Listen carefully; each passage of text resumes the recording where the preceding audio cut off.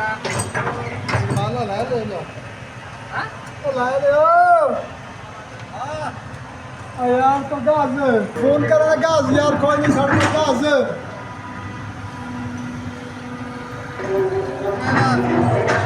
हाँ पता नहीं कितना दाम से तकरीबन 1500-1800 का टांगना 1500-1800 का